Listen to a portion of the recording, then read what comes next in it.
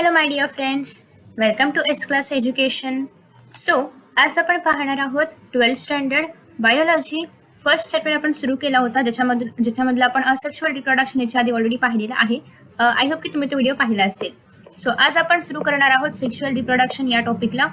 So सगळ्यात पहिल्यांदा या चॅप्टरमध्ये आपण सेक्शुअल रिप्रोडक्शन बद्दल फक्त थोडक्यात इन्फॉर्मेशन पाहणार आहोत. नेक्स्ट चॅप्टर पासून आपण sexual reproduction in flowering plants आणि इन ॲनिमल्स पाहणार आहोत. सो आता जस्ट आपल्याला एक थोडक्यात इन्फॉर्मेशन बघायची आहे सेक्शुअल रिप्रोडक्शन बद्दल. Sexual reproduction involves formation of male and female gametes. As we have studied earlier की असेक्शुअल रिप्रोडक्शनमध्ये कोणत्याही प्रकारचे गॅमेट्स तयार होत नाहीत. ते फक्त एका पॅरेंटपासून नवीन नवीन ऑर्गॅनिझम्स तयार होतात. त्यालाच आपण जर युनिसेल्युलर ऑर्गॅनिझम्समध्ये पाहिलं तर सेल डिव्हिजन आणि रिप्रोडक्शन सिमिलर होतं. पण सेक्शुअल रिप्रोडक्शनमध्ये गॅमेट्स तयार होतात. मेल आणि फिमेल गॅमेट यांचं फ्युजन होतं आणि मगच त्यापासून एक झायगोट तयार होऊन नवीन ऑर्गॅनिझम तयार होतो. ओके, सो सेक्शुअल रिप्रोडक्शनमध्ये गॅमेट्स फॉर्मेशन ही एक सगळ्यात महत्त्वाची आणि अशी प्रोसेस आहे की जी झाल्याशिवाय आपण त्याला सेक्शुअल रिप्रोडक्शन आहे असं म्हणू शकत नाही. सो नेक्स्ट आहे this gametes fuse to form zygote. Zygote हे काय आहे? सगळ्यात पहिलं सेल आहे. प्रत्येक नवीन ऑर्गॅनिझम हा या सिंगल सेल्ड झायगोट पासूनच तयार होतो. तुम्ही सगळे आपण या सिंगल सेल्ड ऑर्गॅनिझम्स पासूनच तयार झालेलो आहोत. So zygote is a single cell की ज्याच्यापासून नवीन ऑर्गॅनिझम तयार होतो. झायगोट मध्ये जो सेल असतो तर तो मल्टिपल टाइम्स डिवाइड होतो. त्यापासून एक एम्ब्रिओ तयार होतो आणि मग एम्ब्रिओमध्ये जे सेल्स असतात त्याला आपण स्टेम सेल्स म्हणतो. हे सेल्स डिफरन्शिएट होतात वेगवेगळ्या टाईपच्या सेल्समध्ये आणि मग त्यापासून एक नवीन ऑर्गॅनिझम तयार होतो. So it is an elaborate, complex and slow process. Asexual reproduction खूप फास्ट प्रोसेस होती. ती सिम्पल होती कारण फक्त एक पॅरेंट सेलला डिवाइड व्हायचं होतं आणि 2 नवीन डॉटर सेल्स तयार व्हायचे. बट सेक्शुअल रिप्रोडक्शनमध्ये असं काही नाहीये. ही एक इलॅबोरेट, एक कॉम्प्लेक्स प्रोसेस आहे कारण ही पूर्ण जर आपण ह्युमॅन बिंग्समध्ये पाहिलं तर 9 months ही प्रोसेस सुरू असते आणि ही प्रोसेस खूप स्लो आहे. आफ्टर दॅट नेक्स्ट आहे because of the fusion of male and female gametes sexual reproduction results in offspring that are not identical to the parents or amongst themselves. So याच्यामध्ये काय होतं की हे आहे मेल गॅमेट, हे आहे फिमेल गॅमेट. हे जेव्हा फ्यूज होणार आहे, जेव्हा कंबाईन होणार आहे किंवा जेव्हा फ्यूज होणार आहे तेव्हा यापासून एक झायगोट तयार होणार आहे. आता हे जे झायगोट असणार आहे याच्यामध्ये मदरचे पण कॅरेक्टर्स असतात, फादरचे पण कॅरेक्टर्स असतात. काही असे कॅरेक्टर्स आहेत जे फ्यूज झालेले आहेत, म्हणजे मदरचे पण आहेत आणि फादरचे पण आहेत. त्यापासून नवीनच काहीतरी कॅरेक्टर तयार होतो. तर अशा पद्धतीने हे जे झायगोट आहे तर याच्यामध्ये दोघांचे कॅरेक्टर्स मिक्स असल्यामुळे किंवा रिकंबाईन असल्यामुळे जो ऑर्गॅनिझम तयार होणार आहे तर तो एक्झॅक्टली मदर सारखा किंवा एक्झॅक्टली एकदम सेम टू सेम फादर सारखा दिसेल असं नाहीये. त्याच्यामध्ये काही फरक असतात. कान वडिलांसारखे असतील, नाक आईसारखं असेल, डोळे आजीसारखे असतील, तर असंही काही असू शकतं. सो हे कशामुळे आहे? जेनेटिक रिकॉम्बिनेशनमुळे.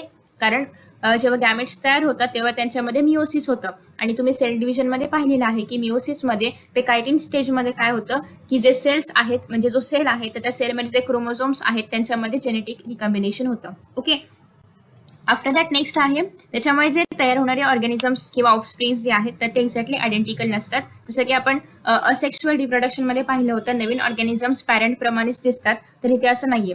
त्याच्यामुळे सेक्शुअल रिप्रोडक्शनला आपण क्लोन्स म्हणू शकत नाही, कारण क्लोन्स म्हणजे काय होतं? मॉर्फोलॉजिकली आणि जेनेटिकली सिमिलर ऑर्गॅनिझम्स. सो या ठिकाणी ऑफस्प्रिंग्स तसे आहेत का? नाही. सो दॅट्स वाय सेक्शुअल रिप्रोडक्शनला आपण क्लोन्स प्रोड्यूस होतात असं म्हणू शकत नाही. A study of diverse organisms, plants, animals, or fungi show that though they differ so greatly in external morphology, internal structure, and physiology, when it comes to sexual mode of reproduction, surprisingly, they share a similar pattern. So let us first discuss what features are common to these diverse organisms. So जरी यांच्यामध्ये आपण पाहिलं की खूप सारी diversity आहे, plants आहेत, animals आहेत, फंजाय आहे, सगळं आहे. यांची मॉर्फोलॉजी जर आपण पाहिली, एक्सटर्नल मॉर्फोलॉजी, तर फंजाय खूप डिफरंट दिसतात, ॲनिमल्स खूप डिफरंट दिसतात. ओके, इंटरनल स्ट्रक्चर डिफरंट आहे, फिजिओलॉजी डिफरंट आहे. पण तरीही सेक्शुअल रिप्रोडक्शननी जेव्हा हे लोक रिप्रोडक्शन करणार आहेत तर तेव्हा एक सेम पॅटर्न फॉलो करतात की मेल आणि फिमेल गॅमेट फ्यूज होणार आहे, झायगोट तयार होणार आहे, एम्ब्रिओ तयार होणार आहे, मग त्याच्यापासून नवीन ऑर्गॅनिझम तयार होणार आहे. तर बेसिकली पॅटर्न हाच आहे. तर पॅटर्न सेम असला तरी पण यांचे मॉर्फोलॉजिकल कॅरेक्टर्स, इंटरनल फिजिओलॉजी हे सगळं डिफरंट आहे. All organisms have to reach a certain stage of growth and maturity in their life before they can reproduce sexually. So असं आहे का की बेबी जन्माला आला आणि लगेच ते सेक्शुअल रिप्रोडक्शन करू शकतो असं काय आहे का? तर नाही. कारण एक स्टेज आहे की सगळ्यात पहिल्यांदा त्याची पूर्ण ग्रोथ होणार, त्याच्या रिप्रोडक्टिव्ह ऑर्गॅनिझमची ग्रोथ होणार, ते मॅच्युअर होणार, त्याच्यानंतर मग ते रिप्रोडक्शन करू शकतं. ओके, सो हे सगळे लाईफ स्टेजेस आहेत. असं नाही की डायरेक्टली त्या बेबीने जन्म घेतला आणि ते डायरेक्ट रिप्रोडक्शन करू शकतो असं काही नाहीये. सो बेसिकली हे सगळे स्टेजेस आहेत आपल्या लाईफमधले आणि ते आता आपल्याला थोडक्यात पाहायचे आहेत. सो फर्स्ट आहे that period of growth is called as juvenile stage किंवा ज्युवेनाइल फेज. जेव्हा एखादं ऑर्गॅनिझम ग्रोथ पिरियडमध्ये आहे, म्हणजे त्याचं जस्ट बर्थ झालेलं आहे, तर थोडंसं ग्रो होणार आहे आणि जोपर्यंत त्याची ग्रोथ सुरू आहे, जोपर्यंत त्याची सगळी बॉडी ग्रो करणार आहे, तोपर्यंत आपण म्हणणार आहोत ज्युवेनाइल फेज. हेच जर प्लांट्समध्ये असेल तर त्याला आपण म्हणतो व्हेजिटेटिव्ह फेज, ॲनिमल्समध्ये असेल तर ज्युवेनाइल, प्लांट्समध्ये असेल तर व्हेजिटेटिव्ह. ओके, सो ऑब्विसली या म्हणजे या कालावधीचा ज्युवेनाइल फेजचा कालावधी प्रत्येक ऑर्गॅनिझमसाठी डिफरंट असणार आहे. ओके, साधारणतः जर आपण ह्युमन बिंग्समध्ये पाहिलं, त्याच्यात जर आपण गर्ल्समध्ये पाहिलं तर 10 to 12 पर्यंत गर्ल्सचा जो आहे तो ग्रोथ पिरियड आहे. पण त्याच्यानंतर मात्र जेव्हा मेन्स्ट्रुएशन सायकल स्टार्ट होते तर ती काय आहे, प्युबर्टीचं साईन आहे की तिथून प्युबर्टी स्टार्ट होणार आहे. Okay, so again depends on प्रत्येक ऑर्गॅनिझमला प्युबर्टी कधी स्टार्ट होते ते डिपेंड करणार त्याच्या बॉडी स्ट्रक्चरनुसार, ते काय खाणार आहे, काय पिणार आहे, कुठे राहणार आहेत, कसे आहेत. सो त्या सगळ्या स्ट्रक्चर्सवरती किंवा त्या हॅबिटेटवरती सुद्धा हे डिपेंड करतं. अगेन जर आपण मेल्समध्ये पाहिलं तर मेलमध्ये सुद्धा असं नाही की सगळे मेल एका पर्टिक्युलर एजलाच ते प्युबर्टीमध्ये एंटर करणार आहेत असं पण नाहीये. सो डिपेंड्स अपॉन प्रत्येक ऑर्गॅनिझम, प्रत्येकाचं जे ग्रोथ पिरियड आहे किंवा जे ग्रोथ फेज आहे त्याचा पिरियड डिफरंट असणार आहे. आफ्टर दॅट नेक्स्ट आहे the end of juvenile or vegetative phase, which marks the beginning of reproductive phase, can be seen in the higher plants when they come to flower. आता जर आपण पाहिलं तर जेव्हा ज्युवेनाइल phase end होतो किंवा जेव्हा व्हेजिटेटिव्ह फेज एंड होतो, हे काय सांगणार आहे आपल्याला की जेव्हा हे फेजेस एंड होतात तर तेव्हा रिप्रोडक्टिव्ह फेजची स्टार्टिंग होते किंवा बिगिनिंग होते. ऑब्व्हियसली जेव्हा ग्रोथ फेज संपणार आहे याचा अर्थ रिप्रोडक्टिव्ह फेज सुरू होणार आहे. एक फेज संपतो म्हणजेच काय दुसरा फेज सुरू होतो. सो तेच यांना सांगायचं आहे.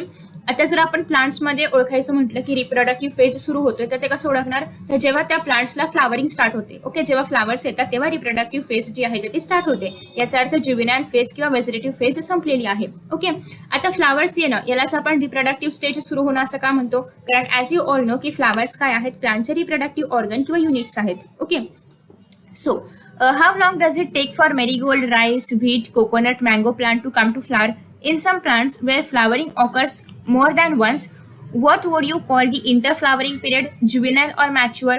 आता काही फ्लावर्समध्ये काय होतं, म्हणजे काही प्लांट्समध्ये काय होतं की एकदा फ्लावर्स येतात आणि त्याच्यानंतर त्या प्लांटला फ्लावरच येत नाहीत. ओके, बट काही प्लांट्स असे असतात की ज्यांना एका पर्टिक्युलर कालावधीनंतर सतत फ्लावर्स येत असतात. ओके, सो दोन फ्लावर्सच्या मधला जो फेज आहे त्याला आपण काय म्हणणार आहोत, त्याला आपण ज्युवेनाइल फेज म्हणणार की मॅच्युअर फेज म्हणणार, तर त्याला आपण मॅच्युअर फेज म्हणणार आहोत. का, आता हे तुम्ही कसं ओळखणार, सपोज की एक लेडी आहे, एक मदर आहे. ओके, सो तिने फर्स्ट बेबीला बर्थ दिला. ओके, तिचा फर्स्ट बेबीला तिने बर्थ दिला. सपोज करूया की हे आपण कोरिलेट करूया फ्लावरिंग सोबत. ओके, एक प्लांट आहे त्याने पण पहिल्यांदा फ्लावर्स दिले, म्हणजे पहिल्यांदा फ्लावर्स त्या प्लांटला आले.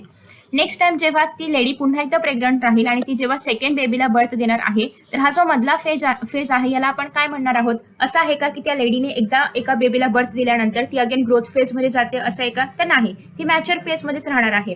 त्याचप्रमाणे प्लांट्समध्ये सुद्धा एकदा फ्लावरिंग झाल्यानंतर पुढची फ्लावरिंग व्हायचा जो कालावधी आहे हा मधला कालावधी, याला आपण मॅच्युअर फेजच म्हणतो. कारण असं नाही ना की एकदा फ्लावरिंग केल्यानंतर ते प्लांट पुन्हा ग्रोथ फेज मध्ये जाणार, मग परत मॅच्युरिटी मध्ये येणार, मग परत फ्लावरिंग करणार, असं नाहीये. तर ते मॅच्युरिटी फेज मध्येच राहणार आहे. सो दोन फ्लावर्सचा मधला जो हा पिरियड आहे, दोन फ्लावरिंगचा मधला पिरियड, याला आपण मॅच्युअर फेजही म्हणू शकतो. Okay, so after that next आहे why do you think the availability of fruits like mango, apple, jackfruit is seasonal? आता तुम्ही जर पाहिलं तर मँगो आपल्याला फक्त उन्हाळ्याच्या कालावधीमध्येच मिळतात. असं आहे का की मँगो थंडीतही मिळतात वगैरे, हा ते पिकवून वगैरे तसं नको आहेत, आपल्याला ओरिजिनल मँगो पाहिजेत, असं काय आहे का, तर नाही. का नाहीये, कारण जसं की आपण पाहिलं प्रत्येक प्लांटचा फ्लावरिंगचा एक कालावधी असतो. काही प्लांट सीझनल फ्लावरिंग म्हणजे सीझनल फ्लावर्स असतात त्यांच्यामध्ये, काही प्लांट्समध्ये थ्रू आउट दी इयर फ्लावर्सही असू शकतात. सो बेसिकली त्यांचा जो काही फ्लावरिंगचा पिरियड असेल त्यानुसार फ्रुट्स तयार होतात. सो दॅट्स वाय त्या प्लांटनुसार त्याला जेव्हा फ्लावर्स येतील तेव्हाच आपल्याला फ्रुट्स पाहायला मिळतात. आफ्टर दॅट नेक्स्ट आहे are there some plants that flower throughout the year and some others that show seasonal flowering? Obviously असेही काही प्लांट्स आहेत की जे throughout the year flowering करतात. काही प्लांट्स असेही आहेत की जे फक्त सीझनल फ्लावरिंग दाखवतात, फक्त समरमध्ये तर समरमध्ये, विंटरमध्ये तर फक्त विंटरमध्येच ते फ्लावरिंग दाखवणार. सो असेही काही प्लांट्स आहेत. Plants the annual and biennial types. Biennial म्हणजे काय, त्यांना ते 2 वर्षांचा कालावधी जगतात, म्हणजे 2 वर्षच ते फक्त प्लांट्स जगतात. 1 वर्ष पूर्ण ग्रोथ फेजचं असतं किंवा व्हेजिटेटिव्ह फेजचं असतं आणि 1 वर्ष पूर्ण रिप्रोडक्टिव्ह फेजचं असतं. ओके, त्याला आपण बायनियल म्हणतो. ॲन्युअल म्हणजे काय, असे प्लांट्स जे फक्त 1च वर्ष जगतात. ओके, सो प्लांट्समध्ये सगळ्यात पहिल्यांदा आपण 2 कॅटेगरी करू शकतो, एक तर ॲन्युअल प्लांट्स आणि दुसरं म्हणजे बायनियल प्लांट्स.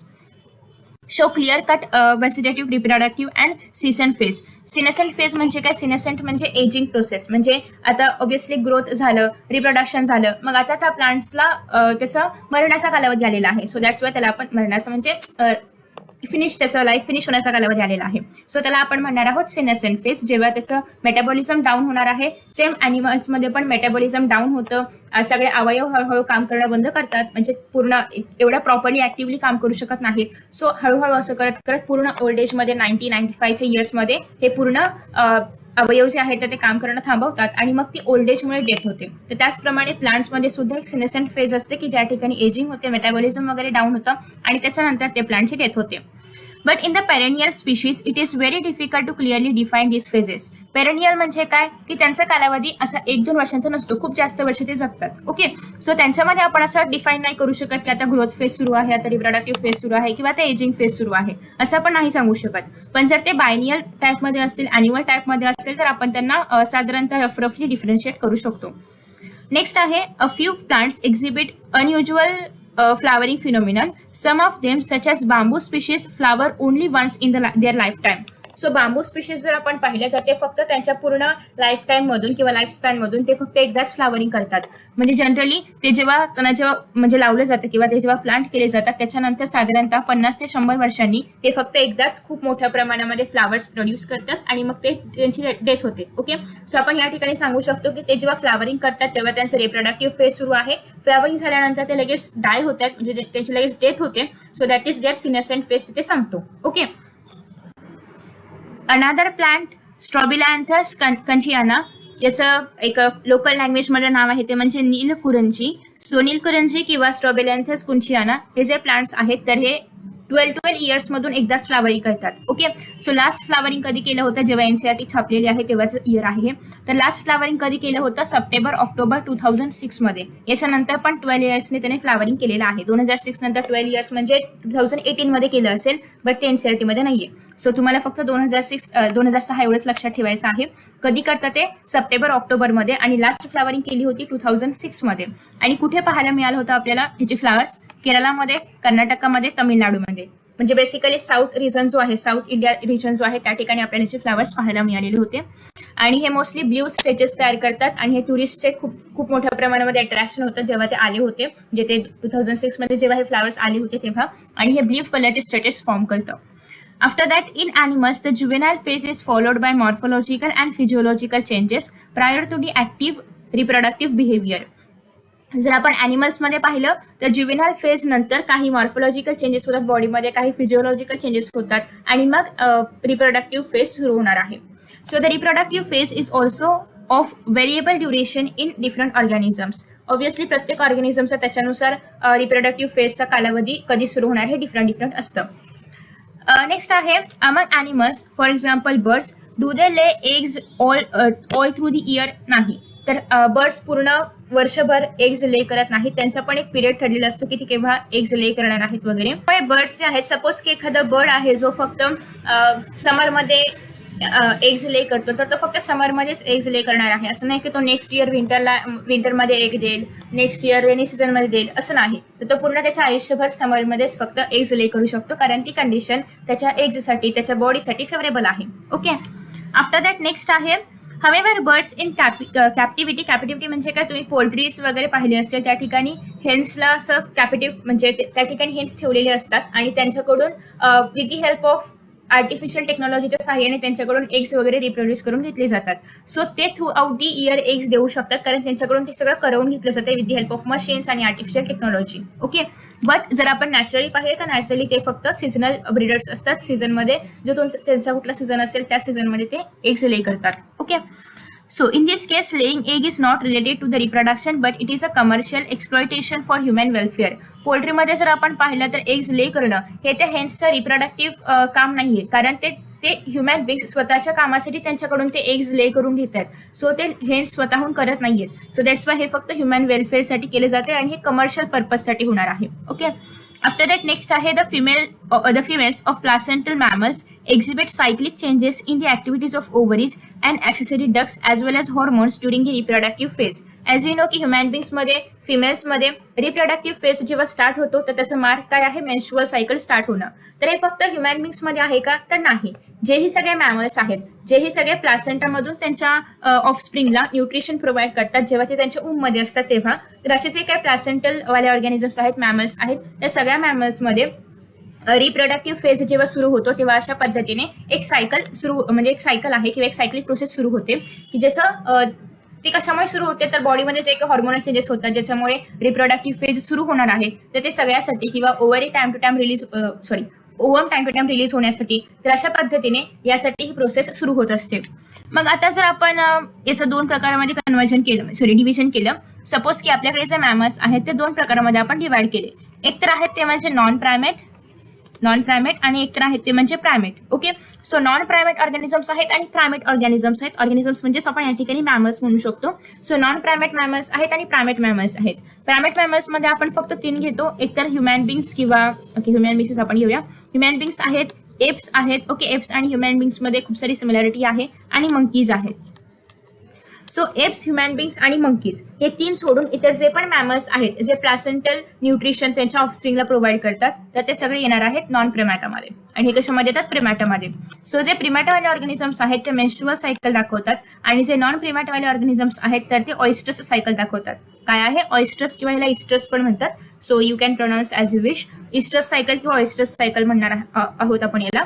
नेक्स्ट आहे many mammals especially those living in nature wild conditions exhibit such cycles only during favourable seasons in their reproductive phase and therefore are called as seasonal breeders. So त्याच्यामध्ये जसं की जर आपण फिमेल्समध्ये पाहिलं human बीइंग्समध्ये, तर ते through out the year प्रत्येक मंथला त्यांच्यामध्ये मेन्स्ट्रुअल सायकल सुरू असते 28 किंवा 30 डेजच्या गॅप नंतर. पण जर आपण काही अदर ॲनिमल्समध्ये पाहिलं, फॉर एक्झाम्पल आपण जर नॉन प्रेमॅटामध्ये पाहिलं, तर त्यांच्यामध्ये प्रत्येक वेळी पूर्ण वर्षभर मेन्स्ट्रुअल सायकल सुरू असेल असं काही नाहीये. तर फक्त त्यांचा जो काही फेवरेबल पिरियड आहे, तर त्या म्हणजे फेवरेबल सीझन असेल तर त्या सीझनमध्येच फक्त ती सायकल सुरू असते आणि तेव्हाच फक्त ते लोक रिप्रोडक्शन करू शकतात. सो दॅट्स वाय ते कसे आहेत, सीझनल ब्रीडर्स आहेत. Okay. Many other mammals are reproductively active throughout their reproductive phase and hence are called as continuous breeders. So जर आपण ह्युमन बीइंग्सचं एक्झाम्पल घेतलं तर ते कसे आहेत, कंटिन्युअस ब्रीडर्स आहेत, कारण त्यांच्या बॉडीमध्ये म्हणजे स्पेशली फिमेल्सच्या बॉडीमध्ये through out the year cycle सुरू असते. सो दॅट्स वाय काही ऑर्गॅनिझम्स असेही आहेत, काही मॅमल्स असेही आहेत जे through out the year continuously reproduction करू शकतात, बट काही मॅमल्स असे आहेत जे फक्त सीझनल ब्रीडर्स आहेत. So that we all grow old if we live long enough, it's something that we recognize, but what is meant by growing old? सगळ्यात पहिल्यांदा तर आपण चॅप्टरच्या सुरुवातीला पाहिलं होतं की लाईफ स्पॅन म्हणजे काय, बर्थ पासून नॅचरल डेथ पर्यंत जी प्रोसेस, जो कालावधी आहे, जे एक ड्युरेशन आहे, त्याला आपण म्हणणार आहोत लाईफ स्पॅन. तर हे जे नॅचरल डेथ आहे ते नेमकं नॅचरल डेथ काय आहे. So the end of reproductive phase can be considered as one of the parameter of senescence or old age. मग नॅचरल डेथ कधी येते, ओल्ड एज नंतर येते. पण हे ओल्ड एज आपण कसं डिफाईन करणार, काहीतरी पाहिजे नसतं. आपण रिप्रोडक्टिव्ह एज डिफाईन करतोय स्पेशली फिमेल्समध्ये by the starting of menstrual cycle. Again फिमेल्समध्ये आपण डिफाईन करू शकतो की by the end of menstrual cycle, म्हणजे जेव्हा मेनोपॉज फेज सुरू होतो तेव्हा त्या ठिकाणी फिमेलच्या रिप्रोडक्टिव्ह फेजचा एंड होतो आणि तिथून पुढे जे काही असेल तर त्याला आपण म्हणतो की फिमेल ओल्ड एज मध्ये आहे किंवा ती त्या कालावधीमध्ये रिप्रोडक्शन करू शकत नाही. सो रिप्रोडक्शनचा फेज कट डाऊन होणं किंवा रिप्रोडक्शन थांबणं याच्यानंतरचा जो कालावधी आहे त्याला आपण म्हणतो की सिनेसन्स होणार आहे किंवा ओल्ड एज आहे. ओके. आफ्टर दॅट नेक्स्ट आहे की देअर आर ओके हा तर असे काही पॅरामीटर्स आहेत ज्याच्या आधारे आपण ओल्ड एज डिफाईन करू शकतो. There are concomitant changes in the body like slowing of metabolism. त्यासोबतच आपल्या बॉडीमध्ये मेटाबॉलिझम स्लो डाऊन होणं हे पण काही कंडिशन आहेत की ज्याच्या आधारे आपण डिफाईन करू शकतो की बॉडीमध्ये ओल्ड एज येणं सुरू आहे किंवा सिनेसेंस सुरू आहे. During this last phase of life old age ultimately leads to death. आणि ओल्ड एज नंतर खूप म्हणजे सगळंच स्लो झालं आपल्या बॉडीमधल्या प्रोसेसेस की ओल्ड एज नंतर त्या व्यक्तीची काय होते, डेथ होते. ओके. सो ही एक सायकल चालू राहते की फर्स्ट बर्थ होणार आहे, मग ग्रोथ होणार आहे, मग रिप्रोडक्शन फेज, मग त्याच्यानंतर सिनेसेंट फेज आणि मग death. Okay. So in both plants and animals, hormones are responsible for the transition between three phases. Again, जर आपण ग्रोथ फेज मधून जेव्हा एंटर करणार आहोत रिप्रोडक्टिव्ह फेज मध्ये, तेव्हा त्या ठिकाणी पण हॉर्मोन्स इंडिकेशन देतात. अगेन ग्रोथ फेज मधून जेव्हा आपण रिप्रोडक्शन फेज मधून जेव्हा आपण जाणार आहोत सिनेसेंट फेज मध्ये, तेव्हा पण दी एंड ऑफ द रिप्रोडक्शन सुद्धा हॉर्मोन्सच्याच द्वारे आपल्याला आपल्या बॉडीला इंडिकेशन मिळतं. सो बेसिकली हे सगळे फेजेस मध्ये जे ट्रान्झिशन आहे ते करवण्याचं काम कोण करतात? हॉर्मोन्स करतात. Okay. So interaction between hormones and certain environmental factors regulate the reproductive processes and the associated behavioral expression of organisms. आता सेक्शुअल रिप्रोडक्शनद्वारे आपल्या बॉडीमध्ये कोणते कोणते फेजेस आहेत किंवा कोणते कोणते इव्हेंट्स आहेत ते आता आपण बघणार आहोत. आफ्टर अटेनमेंट ऑफ मॅच्युरिटी, जेव्हा मॅच्युरिटी एखाद्या व्यक्तीच्या बॉडीमध्ये येणार आहे किंवा एखाद्या व्यक्ती जेव्हा मॅच्युअर होणार आहे. मॅच्युअर म्हणजे काय? सगळे रिप्रोडक्टिव्ह ऑर्गन्स डेव्हलप झालेले आहेत आणि सेक्शुअली तो पर्सन ऍक्टिव्ह आहे. Okay. So all sexually reproductive organisms exhibit events and processes that have remarkable fundamental similarities, even though the structures associated with sexual reproduction are indeed very different. आता या ठिकाणी आपण पहिल्यांदा तर इव्हेंट्स पाहणार आहोत आणि मग त्या इव्हेंट्सचं एक्सप्लेनेशन पाहणार आहोत. The events of sexual reproduction though elaborate and complex follow a regular sequence. ही लाईन एनसीईआरटीची खूप महत्वाची आहे. सेक्शुअल रिप्रोडक्शन जरी इलॅबोरेट असलं, जरी कॉम्प्लेक्स असलं, तरी ते एक प्रॉपर सिक्वेन्स फॉलो करतात. ओके. सिक्वेन्स काय आहे तो आपण थोडक्यात पाहिला होता. गॅमेट्स तयार होणं, गॅमेट्सचं फ्युजन होणं, झायगोट तयार होणं, एम्ब्रिओ तयार होणं, converted into the organism. So हा एक सिक्वेन्स आहे. हा सिक्वेन्स सगळेच सेक्शुअली रिप्रोड्यूस करणारे ऑर्गॅनिझम्स फॉलो करतातच. Sexual reproduction is characterised by the fusion of the gametes. Fusion of the गॅमेट्सलाच आपण फर्टिलायझेशन म्हणतो. The formation of zygote and the embryogenesis. Embryogenesis म्हणजे काय? एम्ब्रिओ तयार होणं. जिनेसिस हा शब्द कुठेही आला तरी याचा अर्थ होतो तयार होणं. ओके. सो बेसिकली एम्ब्रिओ या ठिकाणी तयार होतो. For convenience these sequential events may be grouped into three distinct stages, namely pre-fertilization, fertilization, post-fertilization. Fertilization म्हणजे काय? ज्या ठिकाणी मेल गॅमेट आणि फिमेल गॅमेट फ्यूज होणार आहेत. म्हणजे प्री फर्टिलायझेशन मध्ये काय होईल? मेल गॅमेट फिमेल गॅमेट तयार तर झाले पाहिजेत, तर तयार होण्याचं काम कुठे होतं? प्री फर्टिलायझेशन मध्ये. त्यानंतर मेल गॅमेट फिमेल गॅमेट पर्यंत जाणं, फिमेल जेनायटल ट्रॅक मध्ये जाणं, हे सगळं कुठे होणार आहे? प्री फर्टिलायझेशन मध्ये. आणि जस्ट त्या दोघांचं फ्युजन होणं हे कुठे होणार आहे? फर्टिलायझेशन मध्ये. As a result of fertilization zygote तयार होतं. मग झायगोटची पुढची सगळे डेव्हलपमेंट हे कशामध्ये येणार आहे? पोस्ट फर्टिलायझेशन मध्ये. Okay. So pre fertilization events, this includes all the events of sexual reproduction prior to fusion. म्हणजेच काय? प्री म्हणजे काय? आधी, ऑब्व्हियसली. सो फर्टिलायझेशनच्या आधीचे जे काही सगळे इव्हेंट्स आहेत ते कशामध्ये येणार आहेत? प्री फर्टिलायझेशन मध्ये. ओके. सो प्री फर्टिलायझेशन मध्ये दोन मेन स्टेजेस आहेत, एक तर गॅमॅटोजेनेसिस आणि गॅमेट ट्रान्सफर. जिनेसिस म्हणजे काय होतं? अरे फॉर्मेशन म्हणजे या ठिकाणी काय होतात? गॅमेट्स तयार होणं. ऑब्व्हियसली जर आपण सेक्शुअल रिप्रोडक्शन पाहतोय त्याच्यामध्ये गॅमेट्सची इन्व्हॉल्वमेंट आहे, याचा अर्थ आधी गॅमेट्स तर तयार झाले पाहिजेत. सो गॅमेट्स तयार होणं हे येणार आहे प्री फर्टिलायझेशन मध्ये. गॅमेट्स तयार झाले, पण गॅमेट्स सगळेच गॅमेट्स मोटाईल असतात का? तर नाही. काही ऑर्गॅनिझम्स मध्ये फक्त मेल गॅमेट मोटाईल असतो. तर मग ते मेल गॅमेट ट्रान्सफर होणार आहे फिमेल बॉडीमध्ये, फिमेल गॅमेट पर्यंत जाणार आहे. सो ही जे गॅमेट ट्रान्सफरची प्रोसेस आहे ती पण कशामध्ये होत असते? प्री फर्टिलायझेशन मध्ये. सो आधी आपण गॅमेटोजेनेसिस पाहूया, मग आपण गॅमेट ट्रान्सफर पाहूया. So, as you already aware, gametogenesis refers to process of formation of two types of gametes, that is male gamete आणि female gamete. तुम्हाला हे सुद्धा माहिती आहे की मेल गॅमेट आणि फिमेल गॅमेट हॅप्लॉइड आहे. हॅप्लॉइड म्हणजे काय? याच्यामध्ये क्रोमोझोम किती असतात? 23 मेल मध्ये, 23 फिमेल मध्ये. ओके. 23 का असतात? कारण जेव्हा मेल आणि फिमेल फ्यूज होतं तेव्हा त्यापासून जे झायगोट तयार होतं त्याच्यामध्ये फक्त 46 क्रोमोझोम्स यावेत, यासाठी हे गॅमेट्स कसे असतात? हॅप्लॉइड असतात. ओके. सो बेसिकली जे स्पीशीजचं इंटरनल स्ट्रक्चर आहे किंवा जे क्रोमोझोमचं स्ट्रक्चर आहे प्रत्येक सेल मधलं, तर ते मेंटेन राहावं आणि ऑर्गॅनिझम कोणताही डिसीज न होता व्यवस्थित जन्माला यावं, यासाठी हॅप्लॉइड गॅमेट्सच प्रोड्यूस होणं गरजेचं असतं. सो तुम्हाला या ठिकाणी काही गॅमेट्स पाहायला मिळतात. एकतर आपण क्लॅडोफोरामध्ये म्हणजेच अलगामध्ये पाहिलं होतं की बेसिकली झूस्पोर्स असतात. झूस्पोर्स मोटाईल असतात आणि तुम्ही जर पाहिलं तर याच्यामधला मेल फिमेल कोणताही असू शकतो, कारण दोघं पण कसे आहेत? आयडेंटिकल आहेत. सो अशा पद्धतीने जेव्हा दोन्ही गॅमेट्स मेल आणि फिमेल गॅमेट्स एकदम डिक्टो आयडेंटिकल असतात तेव्हा त्या गॅमेट्सला आपण म्हणणार आहोत आयसो गॅमेट्स. आयसो म्हणजे काय? Similar. Okay. Isotopes, isomers. Okay. Chemistry. तर त्याप्रमाणे आयसोगॅमेट्स म्हणजे काय? सिमिलर स्ट्रक्चरवाले गॅमेट्स. हे कोणामध्ये पाहायला मिळतात? क्लॅडोफोरामध्ये. खूप इम्पॉर्टंट आहे. एनसीईआरटी मधलं प्रत्येक एक्झाम्पल, प्रत्येक डायग्राम सगळं इम्पॉर्टंट आहे. सो त्याच्यामुळे इथे कुठेही आपण डिफरन्शिएट नाही करू शकत की मेल गॅमेट कोणता आहे, फिमेल गॅमेट कोणता आहे. दोघंही सेम दिसायला आहेत. सो त्यांना आपण म्हणणार आहोत आयसोगॅमस आणि हे पाहायला मिळतात क्लॅडोफोरामध्ये. नेक्स्ट आहे हेटेरोगॅमस. तुम्ही जर पाहिलं तर हा बिचारा एवढूसा स्पर्म, एवढं मोठं ओवम म्हणण्यापेक्षा आपण याला म्हणूया हे मेल गॅमेट आहे, हे फिमेल गॅमेट आहे. सो खूप खूप डिफरन्स आहे दोघांमध्ये. सो दॅट्स वाय याला आपण म्हणणार आहोत हेटेरोगॅमस. हेटेरो म्हणजे काय, डिफरंट. सो दोघांमध्ये खूपच डिफरन्स आहे. त्यात जे फिमेल गॅमेट आहे ते मोटाईलही नाहीये. मेल गॅमेटला ऍटलिस्ट या ठिकाणी टेल म्हणजे ते मोटाईल आहे असं आपण ओळखू शकतो. आणि हे कोणामध्ये पाहायला मिळतं, फ्युकसमध्ये. ओके, सो दोन्ही अल्गास आहेत. सो तुम्हाला असं नाही लक्षात ठेवायचं की अल्गे असेल तर त्याच्यामध्ये फक्त आयसोगॅमेट्स असतात. नाही, अल्गेमध्ये आयसोगॅमेट्सही असू शकतात, हेटेरोगॅमेट्सही असू शकतात. ओके, सो तुम्हाला फक्त हे एक्झाम्पल्स लक्षात ठेवायचे आहेत, फ्युकस आणि क्लॅडोफोरा. नेक्स्ट आहे ह्युमॅन बिंग्स मध्ये. ऑब्व्हियसली हे ओवम आहे, हे स्पर्म आहे. स्पर्म मोटाईल आहे, ओवम मोटाईल नाहीये, स्वतःहून मोटाईल नाहीये. त्यासोबतच साईजमध्ये, मॉर्फॉलॉजीमध्येही खूप डिफरन्स आहे दोन्ही गॅमेट्समध्ये. त्याच्यामुळे हे कसे आहेत, हेटेरोगॅमेट्स आहेत. ओके, सो तुम्हाला असं येऊ शकतं की ह्युमॅन बिंगचे गॅमेट्स कसे आहेत किंवा काय आहेत, तर ते हेटेरोगॅमेट्स आहेत. In some algae, the two gametes are so similar in appearance and it is not possible to categorize them into male and female gametes, and hence they are called as homogametes किंवा त्यांना आपण म्हणतो isogametes. However, in a majority of sexual reproducing organisms, the gametes produced are of two morphologically distinct types. म्हणजे जर आपण हे तर ठीक होतं की क्लॅडोफोरामध्ये किंवा काही अल्गामध्ये आपल्याला आयसोगॅमेट्स पाहायला मिळतात.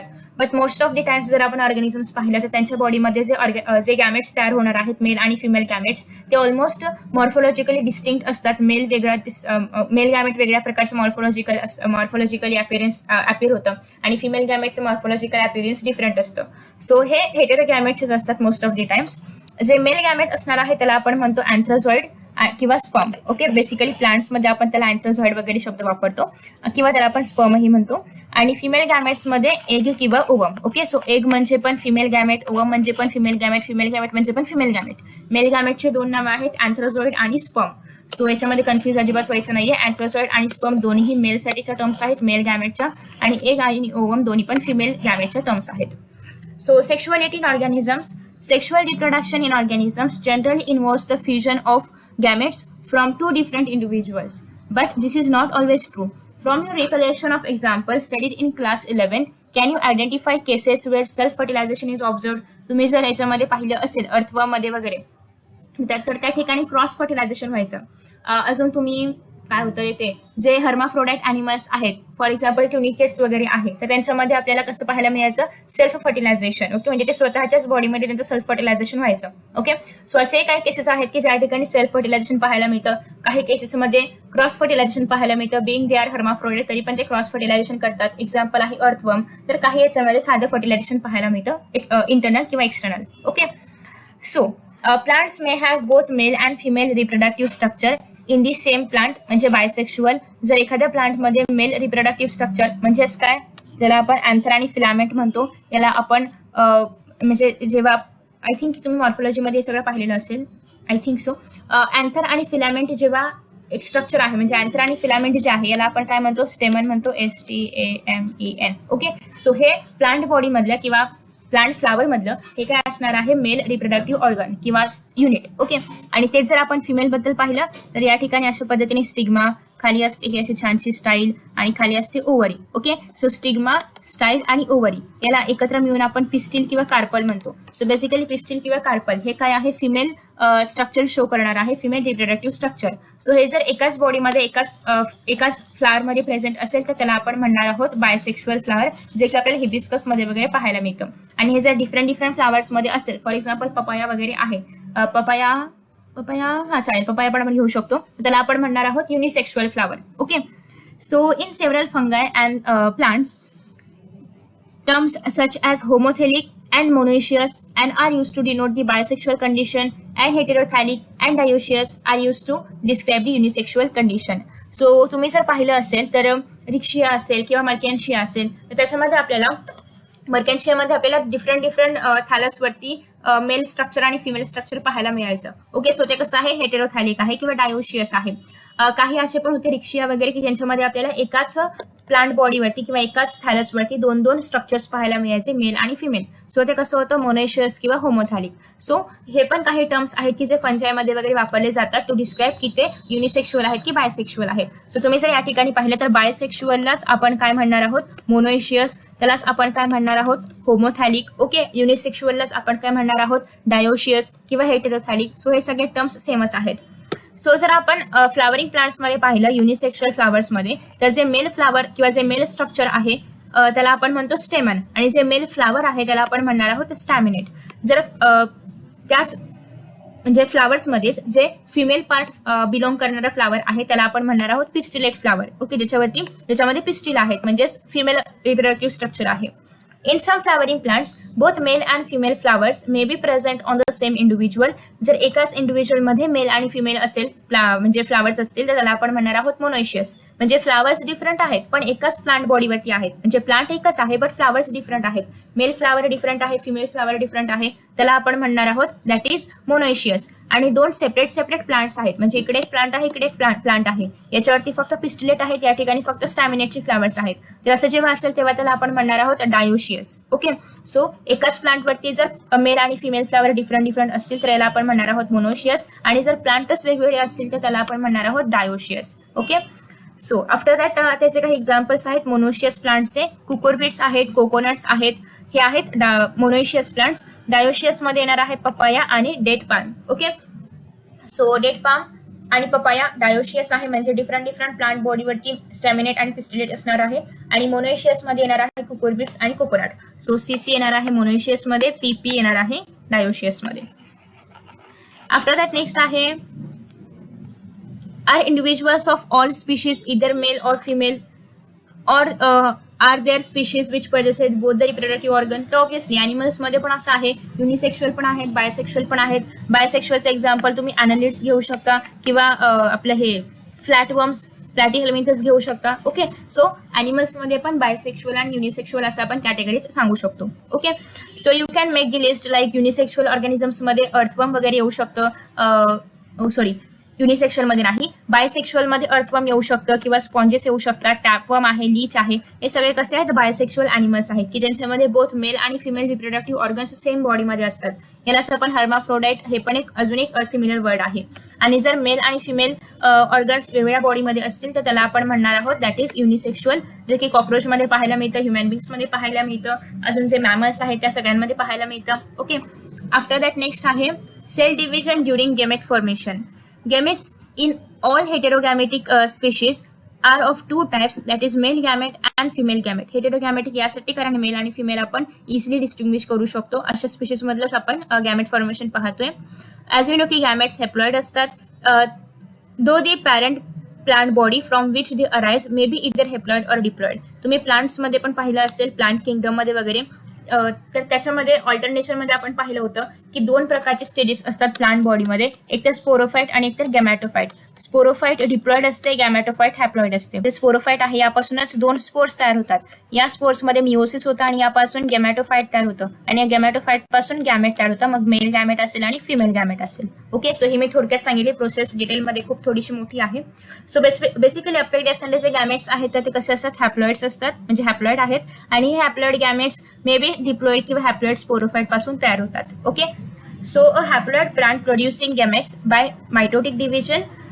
जर प्लांट हॅप्लॉइड असेल म्हणजे स्पोरोफाइट जर हॅप्लॉइड असेल तर त्यापासून जे गॅमेट्स तयार होतात तर ते मायटोटिक डिव्हिजनने होतात, आणि जर प्लांट बॉडी डिप्लॉइड असेल तर त्यापासून जे गॅमेट्स तयार होतात तर ते मिओटिकने तयार होतात. म्हणजे basically at the end of the result आपल्याला काय पाहिजे की हॅप्लॉइडच गॅमेट्स तयार झाले पाहिजेत. मग प्लांट्स डिप्लॉइड असेल तर मिओसिस होणार, प्लांट्स हॅप्लॉइड असेल तर मायटोसिस होणार. ओके, का होणार मायटोसिस, कारण आपण एन पेक्षा पण कमी हाफ ऑर्गॅनिझम्स नाही घेऊ शकत, सो दॅट्स वाय ऑर्गॅनिझम्स बोलले का मी, सॉरी क्रोमोझोम्स नाही घेऊ शकत, सो दॅट्स वाय या ठिकाणी जर हॅप्लॉइड प्लांट बॉडी असेल तर हॅप्लॉइड गॅमेट्स तयार होण्यासाठी मायटोसिस होतं. Okay, so after that next आहे सेव्हरल ऑर्गॅनिझम्स बिलॉंगिंग टू मोनिरा असेल, फंजाई असेल, अल्गी असेल, ब्रायोफाइट्स असेल, यांची बॉडी कशी आहे, हॅप्लॉइड आहे. ओके, यांची प्लांट बॉडी आहे हॅप्लॉइड, सो त्याच्यामुळे यांच्या बॉडीमध्ये काय होणार आहे, मायटोसिस, आणि मग यांच्या बॉडीमध्ये गॅमेट्स तयार होणार आहेत.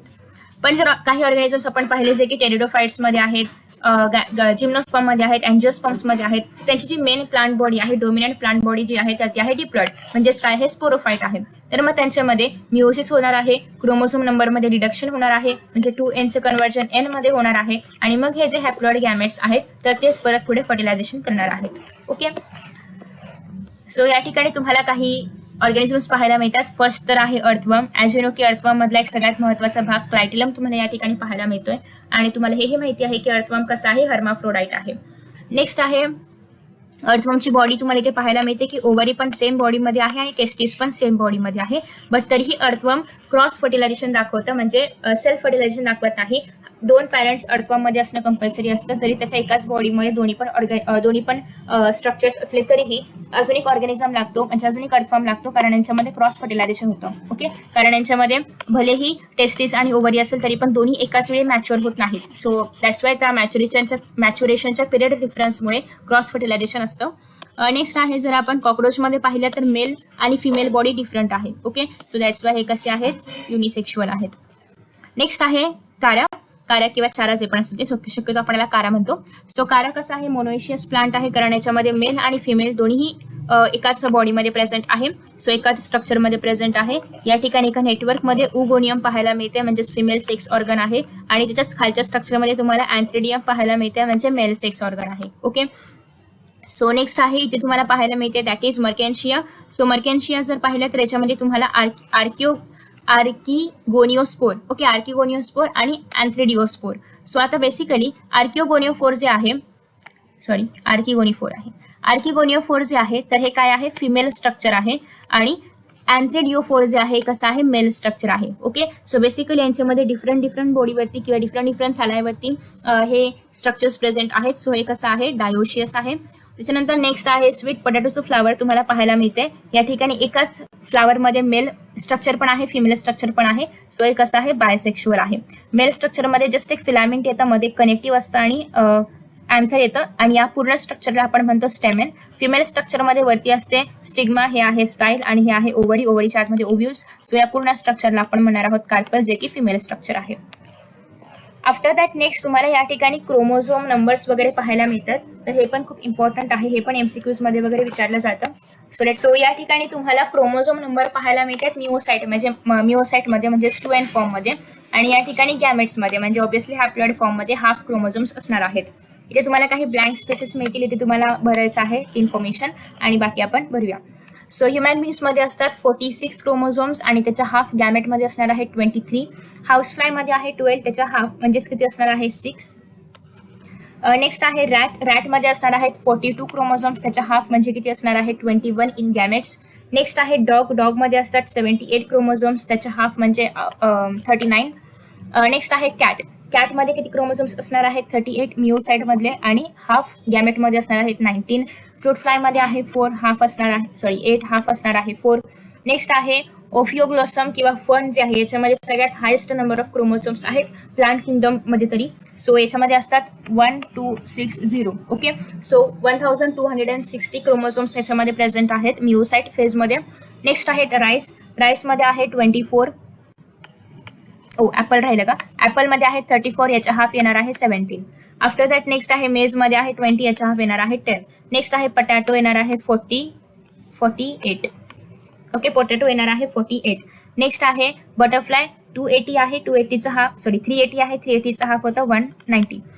नेक्स्ट आहे ओनियनमध्ये 8 दिलेला आहे, ओनियनमध्ये मिओसाइटमध्ये क्रोमोझोम नंबर येणार आहे दॅट इज 16. ओके, सो अशा पद्धतीने हा पूर्ण टेबल आहे, हा तुम्हाला लक्षात ठेवायचा आहे, कारण याच्यावरती पण बरेचसे प्रश्न तयार होऊ शकतात. आफ्टर दॅट नेक्स्ट आहे in diploid organisms specialised cells named as किंवा called as meiocyte undergo meiosis. So basically जर आपण डिप्लॉइड स्ट्रक्चरमध्ये पाहिलं तर जे मिओसाइट आहेत, मिओसाइट म्हणजे काय, गॅमेट मदर सेल्स जे की 2n फॉर्ममध्ये असतात, आणि यांच्यामध्ये मिओसिस होतं, आणि मग n फॉर्ममध्ये हे लोक गॅमेट्स तयार करतात. ओके, सो मिओसाइट्स हे काय आहेत, मदर सेल्स आहेत. आपण हे जे सगळे क्रोमोझोम्स पाहिले पहिल्या कॉलममध्ये हे मिओसाइट मधले होते, म्हणजे मदर सेल मधले होते, आणि इथे जे आपण क्रोमोझोम्स पाहिले तर हे गॅमेट मधले आहेत किंवा हाफ नंबर मधले आहेत. ओके, मिओसिस झाल्यानंतरचे आहेत. So at the end of the meiosis, only one set of chromosome gets incorporated into each gamete. म्हणजे फक्त एकच सेट येतो, कारण मिओसाइट्स मध्ये 2n म्हणजे टू सेट्स आहेत, बट गॅमेट मध्ये फक्त n म्हणजे सिंगल सेटच येणार आहे. सो आफ्टर दॅट नेक्स्ट आहे येस, या ठिकाणी विचारलेलं आहे की क्रोमोझोम्स इन मिओसाइट मध्ये आणि गॅमेट मध्ये काही रिलेशन आहे का, तर ऑब्व्हियसली आहे. या ठिकाणी 2n आहे, आणि रिडक्शनल डिव्हिजन झाल्यामुळे गॅमेट्स मध्ये हाफ नंबर ऑफ क्रोमोझोम्स आपल्याला पाहायला मिळतात. So after that next आहे gamete transfer second process. After their formation, male and female gametes must be physically brought together to facilitate fusion, that is fertilization. Obviously male आणि female gametes एकत्र आले पाहिजेत तरच fusion होईल. असं आहे का की मेल गॅमेट कुठेतरी पाण्यामध्ये आहे, फिमेल गॅमेट कुठेतरी लांब दूर असं जमिनीवरती आहे आणि फर्टिलायझेशन झालं आणि झायगोट तयार झालं, असं काय आहे का? तर नाही. सो बेसिकली या ठिकाणी for the purpose of fertilization male आणि फिमेल गॅमेट दोन्ही एकत्र असले पाहिजे, त्यांचं फ्युजन झालं पाहिजे आणि मगच त्यापासून झायगोट तयार होऊ शकतं. So in majority of organisms mail gamete is motile. बऱ्याचशा ऑर्गॅनिझम्समध्ये मेल गॅमेट मोटाईल असतं आणि फिमेल गॅमेट स्टेशनरी असतं. काही ऑर्गॅनिझम्समध्ये फॉर एक्झाम्पल क्लॅडोफोर्समध्ये वगैरे मेल आणि फिमेल दोन्ही गॅमेट्स मोटाईल असतात. एक्सेप्शन्स आर फ्यू फंगाय, काही फंगाय, काही अलगे यांच्यामध्ये बोथ मेल आणि फिमेल गॅमेट्स दोन्हीही मोटाईल असतात. काही ऑर्गॅनिझम्समध्ये स्पेशली प्लांट्समध्ये एका मीडियमची गरज असते मेल गॅमेटला फिमेल गॅमेटपर्यंत पोहोचण्यासाठी, कारण फिमेल गॅमेट स्टेशनरी आहे बट मेल गॅमेट मोटाईल आहे. ओके, सो बेसिकली मेल गॅमेटला फिमेल गॅमेटपर्यंत जाण्यासाठी एका मीडियमची गरज असते आणि त्या मीडियममधून ते मूव्ह होतं. सो जर आपण अल्गी, ब्रायोफाइट्स आणि टेरिडोफाइट्स वगैरे पाहिले तर यामध्ये वॉटर ॲज अ मीडियम असतं, कारण तुम्ही ब्रायोफाइट्समध्ये पण पाहिलं तर ते त्यांना आपण ॲम्फिबियन्स म्हणतो का, तर for the transfer of gamete वॉटरची गरज असते, for the purpose of reproduction वॉटरची गरज असते. सेम जर आपण टेरिडोफाइट्समध्ये पाहिलं तर टेरिडोफाइट्स पण एकदमच सेरेस्टियल प्लांट्स नाही आहेत, त्यांना पण फॉर दी गॅमेट ट्रान्सफर वॉटरची गरज असते. सो वॉटर हे एक मीडियम आहे की त्याच्यामधून गॅमेट्स ट्रान्सफर होणार आहेत मेल बॉडीमधून फिमेल बॉडीमध्ये. Okay, so after that next आहे तुम्हाला मीडियम कोणतं विचारलं जाऊ शकतं, तर मीडियम आहे water. A large number of the male gametes however fail to reach the female gamete.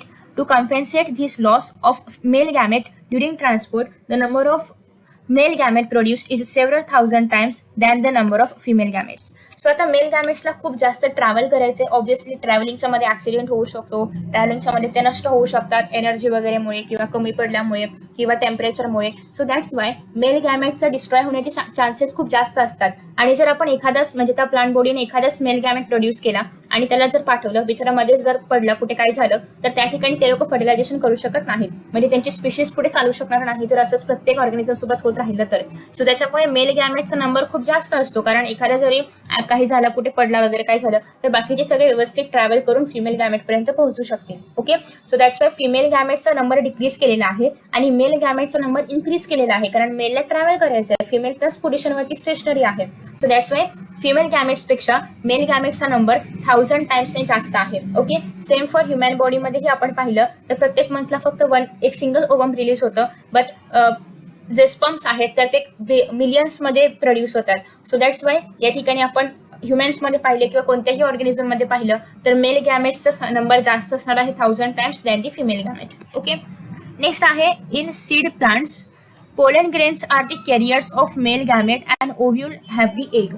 So जर आपण सीड प्लांट्समध्ये वगैरे पाहिलं तर सीड प्लांट्समध्ये अशा पद्धतीने स्टिग्मा, स्टाईल, खाली ओवरी, इकडे असणार आहेत आपले अँथर आणि filament.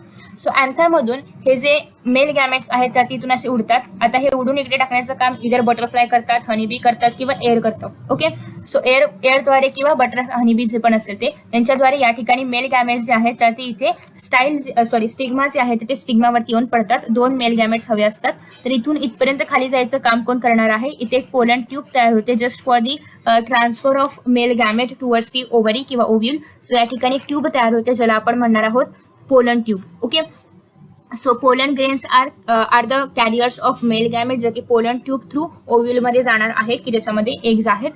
Pollen grains produced in anther, so therefore have to be transfer to the stigma before it can lead to fertilisation. Bisexual फ्लावर्समध्ये जर आपण पाहिलं तर ते सेल्फ फर्टिलायझिंग असतात. याच फ्लावरमध्ये अँथर आहे, स्टिग्मा आहे, स्टाईल आहे, सगळं मेल आणि फिमेल दोन्ही पण एकाच फ्लावरमध्ये आहेत. सो ते इझिली सेल्फ फर्टिलायझेशन करू शकतात. बट जर आपण हे जे एक्झाम्पल आहे पी प्लांट. ओके, बट जर आपण काही असे प्लांट्स पाहिले की ज्यांच्या एकाच फ्लावरमध्ये मेल आणि फिमेल स्ट्रक्चर नाहीये, तर मग त्यावेळेस अशा फ्लावर्समध्ये कशा पद्धतीने रिप्रोडक्शन होतं ते आपण डिटेलमध्ये पाहणार आहोत नेक्स्ट चॅप्टरमध्ये. बट आता आपण थोडक्यात समजून घेऊया. आफ्टर दॅट नेक्स्ट आहे but in cross pollinating plants म्हणजे जे डायोशियस वगैरे आहेत. A specialised event called as pollination facilitates transfer of pollen grains to the stigma. Pollen grains germinate on the stigma and the pollen tube carrying the male gamete reach the ovule and discharge the male gamete near the egg. So जर या ठिकाणी dioecious plant असेल तर त्या ठिकाणी पॉलिनेशनचा एक खूप मोठा असा इव्हेंट होतो की ज्या ठिकाणी ते जे पोलन ग्रेन्स आहेत त्यांना स्टिग्मावरती बसल्यानंतर पोलन ट्यूब थ्रू ओव्हरीमध्ये जाण्यासाठी एक पोलन ट्यूब तयार होते आणि बेसिकली हे काही ऑर्गॅनिझम्स जे आहेत त्यांच्या थ्रू हे ट्रान्सफर होणार आहे. म्हणजे एका सपोज की इकडे मेल प्लांट आहे, इकडे फिमेल प्लांट आहे, तर इकडे जे पोलन ग्रेन्स आहेत त्या ते एअरमधून किंवा हनी बीज असेल, बटरफ्लाय असेल त्यांच्या थ्रू इथून इथे ट्रान्सफर होणार आहेत. Okay. So in dioecious animals, since male and female gametes are formed in different individuals, the organisms must evolve a special mechanism for gamete transfer. Successful transfer and coming together of gametes is essential for the most critical event in sexual reproduction, the fertilization. So basically हे कसं होतं, काय होतं ते आपण पाहणार आहोत next चॅप्टरमध्ये, सेक्शुअल रिप्रोडक्शन इन फ्लावरिंग प्लांट्समध्ये. सो हे जे इव्हेंट आहे की ज्या ठिकाणी मेल गॅमेट आणि फिमेल गॅमेट एकत्र येऊन फ्युजन करणार आहेत याला आपण म्हणणार आहोत फर्टिलायझेशन. सो आता फर्टिलायझेशन इव्हेंट स्टार्ट होणार आहे. याच्या आधी आपण प्री फर्टिलायझेशनमध्ये सगळी आधीची तयारी पाहिलेली आहे. So the most vital event of sexual reproduction is perhaps the fusion of gamete, and this process is also called as syngamy, results in the formation of a diploid zygote. So आतापर्यंतचे जे काही gametes आहेत ते कसे होते, haploid होते. आता जेव्हा हॅप्लॉइड गॅमेट्स एकत्र येणार आहेत तेव्हा त्यापासून एक डिप्लॉइड झायगोट तयार होणार आहे जे की फर्टिलायझेशनचा रिझल्ट आहे. Okay. After However, it has to be mentioned here that in some organisms like rotifers, honeybees, and even in some lizards and birds called as turkey किंवा turkey जे पण तुम्ही म्हणत असाल ते, the female gamete undergoes development to form new organisms without fertilization. आता या ठिकाणी विदाउट फर्टिलायझेशन पण फक्त फिमेल जे गॅमेट आहेत तर ते फिमेल गॅमेटचं फक्त फिमेल गॅमेट पासूनच फक्त झायगोट आणि एम्ब्रिओ तयार होते. या ठिकाणी कुठेही फर्टिलायझेशन होत नाही. ओके. म्हणजे फिमेल गॅमेटच पुढे डेव्हलप होणार आहे नवीन ऑर्गॅनिझम मध्ये. पण हे कोणामध्ये होतं, फक्त हनीबीज मध्ये, काही लिझार्ड्स मध्ये, सगळे लिझार्ड्स मध्ये नाही, काही लिझार्ड्स मध्ये, रोटिफर्स मध्ये आणि बर्ड्स त्याचं नाव आहे टर्की. सो याच फक्त ऑर्गॅनिझम्स मध्ये आपल्याला अशी प्रोसेस पाहायला मिळते की ज्या ठिकाणी फर्टिलायझेशन न होता फिमेल गॅमेट डेव्हलप होतं नवीन ऑर्गॅनिझम मध्ये आणि या प्रोसेसला किंवा या फिनोमिनाला आपण म्हणणार आहोत पार्थिनोजेनेसिस. सो आता याचा अर्थ असा होतो की पार्थिनोजेनेसिस हे काय आहे, सेक्शुअल आहे की असेक्शुअल आहे, तर पार्थिनोजेनेसिस हे आहे असेक्शुअल, कारण या ठिकाणी कुठेही दोन गॅमेटचं फ्युजन होत नाही. ओके. बट आफ्टर दॅट याच्यामध्ये जरी गॅमेट्सचं फ्युजन होत नसलं तरी पण याच्यामध्ये गॅमेट्स मात्र इन्व्हॉल्ड आहेत. ओके. सो हे अशा प्रकारचं असेक्शुअल रिप्रोडक्शन आहे की ज्यामध्ये गॅमेट्स इन्व्हॉल्व आहेत बट गॅमेट्सचं फ्युजन होत नाही. Where does syngamy occur? In most aquatic organisms such as majority of algae आणि fishes as well as amphibians. हे लोक काय करतात, त्यांच्यामध्ये जे मेल आणि फिमेल गॅमेट आहे त्यांचं फ्युजन कुठे होणार आहे, एक्सटर्नल मीडियम मध्ये म्हणजेच वॉटरमध्ये. म्हणजेच काय की मेल गॅमेट त्यांचे गॅमेट पाण्यामध्ये सोडतात, फिमेल गॅमेट पाण्यामध्ये गॅमेट सोडणार आहेत आणि मग पाण्यामध्ये त्याचं फर्टिलायझेशन होणार आहे आणि याला आपण म्हणतो बॉडीच्या बाहेर होणारं fertilisation. That's why external fertilisation. So हे कुठल्या प्रकारचं फर्टिलायझेशन आहे, external fertilisation. Organisms exhibiting external fertilization shows great synchrony. Synchrony म्हणजे काय की एकाच वेळी मेल आणि फिमेल गॅमेट रिलीज झालं पाहिजे. म्हणजे साधारणतः सेम कालावधीमध्ये. असं आहे की फिमेल गॅमेट खूप आधी रिलीज झालं मग मेल गॅमेट रिलीज झालं असं नको, कारण मग त्याच्यामुळे फर्टिलायझेशन होणार नाही. सो दॅट्स वाय यांच्यामध्ये सिंक्रोनी असायला पाहिजे, म्हणजे एक टाइम असायला पाहिजे की म्हणजे एक सीझन असायला पाहिजे किंवा एक टाइम असायला पाहिजे की ज्या ठिकाणी मेल आणि फिमेल गॅमेट साधारणतः एका वेळी रिलीज होतील आणि त्यांच्यापासून नवीन ऑर्गॅनिझम झायगोट वगैरे तयार होऊन नवीन ऑर्गॅनिझम तयार होईल. Okay. Between the sexes and release a large number of gametes into the surrounding medium, just water, in order to enhance the chances of syngamy. This happens in bony fishes and frogs where a large number of offsprings are produced. So gametes पाण्यामध्ये सोडायचे आहेत, so त्या ठिकाणी chances पण आहेत की ते gametes खराब होऊन जातील किंवा ते गॅमेट्स मे बी फर्टिलायझेशनसाठी योग्य नाही राहणार किंवा मे बी ते डिस्ट्रॉय होतील. ओके. सो त्याच्यामुळे खूप मोठ्या संख्येमध्ये गॅमेट्स त्यांच्या बॉडीमधून बाहेर ते ठेवतात, कारण की म्हणजे जरी एका दुसऱ्या गॅमेट डिस्ट्रॉय झाला तरी पण पूर्ण सगळ्याच गॅमेट डिस्ट्रॉय होऊ नये जेणेकरून ह्याची स्पीशीज पुढे चालू राहावी. Okay. So, a major disadvantage is that the offsprings are extremely vulnerable to the predators, threatening their survival up to adulthood. So, याच्यापासून जे ऑर्गॅनिझम्स तयार होतात, आता हे जे मेल गॅमेट आहे आणि फिमेल गॅमेट आहे यांचं फ्युजन कुठे होणार आहे, बाहेर होणार आहे. ओके, म्हणजे वॉटरमध्ये होणार आहे. सो यापासून जो काही ऑर्गॅनिझम तयार होईल तो पण कशामध्येच असणार आहे, एकदम जन्मल्यापासून किंवा झायगोट पासूनच तो कशामध्ये असणार आहे, पाण्यामध्ये असणार आहे. सो चान्सेस असे आहेत की जे मोठे मोठे फिश असतील तर मोठे मोठे फिश या फिशच्या झायगोटला वगैरे खाऊन टाकू शकतात किंवा याच्या छोट्याशा पिल्लाला पण खाऊन टाकू शकतात. सो दॅट्स वाय याचा एक डिसएडव्हान्टेज हाच आहे की या ठिकाणी पॅरेंटल केअर आपल्याला मोस्टली बघायला मिळत नाही आणि त्याच्यामुळे छोटे छोटे जे ऑर्गॅनिझम्स आहेत त्यांची डेथ पण होऊ शकते किंवा त्यांना खाल्लं जाऊ शकतं मोठ्या ऑर्गॅनिझम्सद्वारे. Okay, so in many terrestrial organisms belonging to fungi, higher animals such as reptiles आहे, birds आहे, mammals आहे, and in a majority of plants, for example bryophytes, pteridophytes, gymnosperms, angiosperms, syngamy occurs inside the body and hence this process is called as internal fertilization. म्हणजे काय, तर जो mail gamete आहे तर तो जेनायटल फिमेलच्या जेनायटल पॅसेजद्वारे फिमेल गॅमेट पर्यंत पोहोचतो आणि मग फिमेलच्या बॉडीमध्ये फर्टिलायझेशन होतं. ओके, सो जेव्हा फिमेलच्या बॉडीमध्ये फर्टिलायझेशन होणार आहे तर तेव्हा त्याला आपण म्हणणार आहोत इंटरनल फर्टिलायझेशन. बट काही एकदम खूप रेअरली काही ऑर्गॅनिझम्समध्ये मेलच्या बॉडीमध्ये पण फर्टिलायझेशन होते, काहीतरी खूप रेअर आहे ते. सो त्याला पण आपण इंटरनल फर्टिलायझेशनच म्हणणार आहोत. बेसिकली जेव्हा एखाद्या ऑर्गॅनिझमच्या बॉडीमध्ये फर्टिलायझेशन होतं त्याला आपण म्हणणार आहोत इंटरनल फर्टिलायझेशन. आणि जेव्हा कोणतरी एक मीडियम हवा आहे जसं की फॉर एक्झाम्पल पाणी असेल किंवा इतर कोणतंही मीडियम असेल याच्यामध्ये जर फर्टिलायझेशन होणार असेल तर त्याला आपण म्हणणार आहोत external fertilization. Okay, so in all these organisms egg is formed inside the female body where they fuse with the male gamete. In organisms exhibiting internal fertilization the male gamete is motile. सगळ्यात महत्त्वाचं आहे की mail gamete motile असतं म्हणजे movement दाखवू शकतं, त्याला एक फ्लॅजेल असतं. ओके, जेणेकरून ते काय होणार आहे, फिमेलच्या बॉडीमध्ये जाणार आहे आणि मग फर्टिलायझेशन होणार आहे. आणि त्याच्यामुळे मोस्टली आपल्याला जे मेल गॅमेट मोटाईल आहे तर ते इंटरनल फर्टिलायझेशन मध्ये पाहायला मिळतं. After that next आहे in these even though the number of sperms produced is very large there is a significant reduction in the number of eggs produced. म्हणजे स्पर्मचा number या ठिकाणी खूप जास्त आहे, म्हणजे मेल गॅमेटचा नंबर खूप जास्त आहे आणि फिमेल गॅमेटचा नंबर कमी आहे. रिझन काय आहे, कारण मेल गॅमेटला ट्रॅव्हल करावं लागतं, फिमेल गॅमेट स्टेशनरी आहे. सो त्याच्यामुळे हे डिस्ट्रॉय होण्याचे चान्सेस कमी आहेत. बट मेल गॅमेट जेनेटल पॅसेजमधून जात असताना किंवा कुठूनही ट्रॅव्हल करत असताना तर त्यांची संख्या कमी होऊ शकते बिकॉज ऑफ द एन्व्हायरमेंट असेल, टेम्परेचर असेल, तर या सगळ्यांमुळे त्यांची संख्या कमी होऊ शकते. दॅट्स वाय स्पर्म्स खूप मोठ्या प्रमाणामध्ये एका वेळी जेनेटल पॅसेजमध्ये पाठवले जातात, पण ओवम मात्र एखाद दुसरंच असतं, शक्यतो एकच असतं जनरली. बट काही प्रसंगी काही एक्सेप्शनल केसेसमध्ये 2 ओवम पण एका वेळी रिलीज होऊ शकतात. बट जनरली इन जनरल आपण पाहिलं तर एका मंथमध्ये एकच ओवम रिलीज होतं. ओके, हे आपण ह्युमॅन बीइंग्स बद्दल पाहतोय.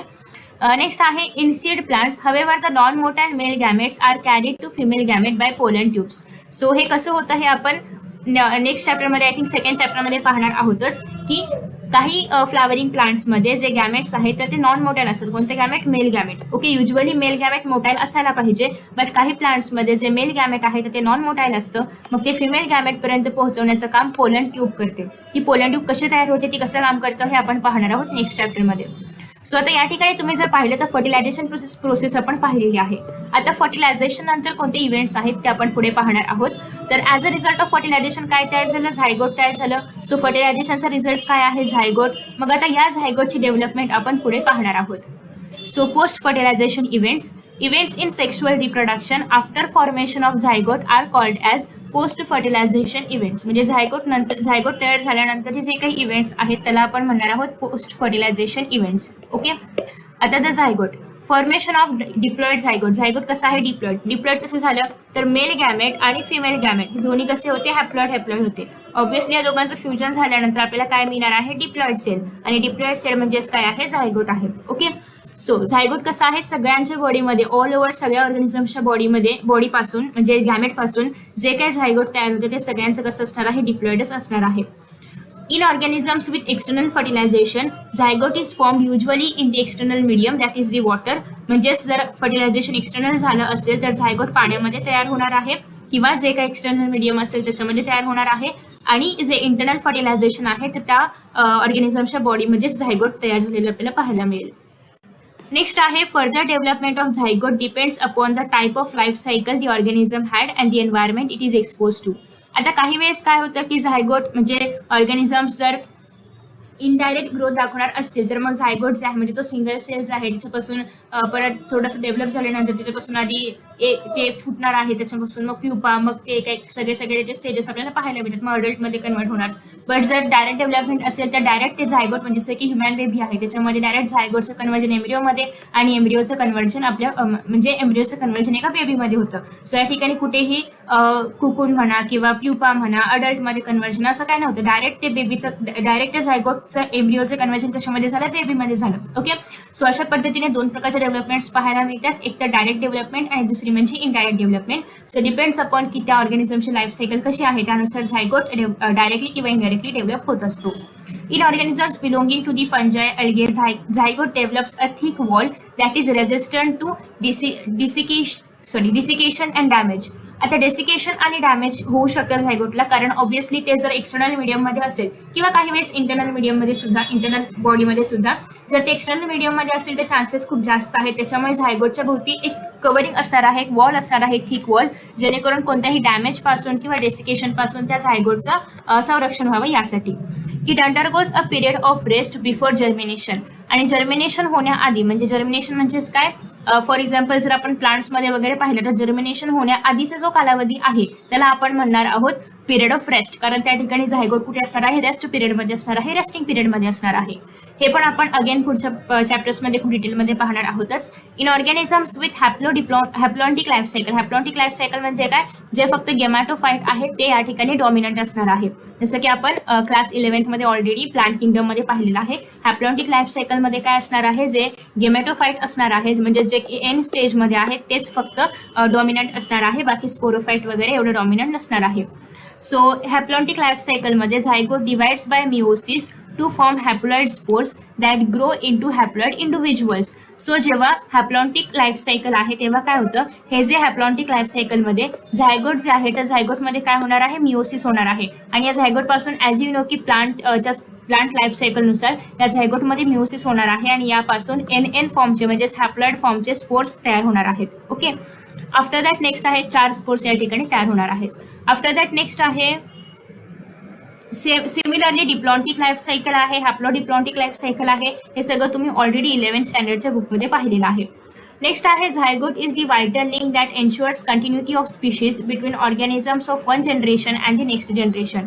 सो झायगोटला आपण काय म्हणतो, कनेक्टिंग लिंक म्हणू शकतो बिटवीन जनरेशन टू जनरेशन, कारण एका जनरेशन पासून दुसरी जनरेशन तयार होणं याच्यामधला जो सगळ्यात इनिशियल पॉईंट जो आहे, ऑब्व्हियसली बेबीज तयार होण्याचा इनिशियल पॉईंट कोणता आहे, झायगोट आहे. म्हणजे इनिशियली काय तयार होतं, झायगोट तयार होतं. सो बेसिकली एक जनरेशन पासून दुसरी जनरेशन तयार होणं यामध्ये लिंक काय आहे, झायगोट आहे. ओके.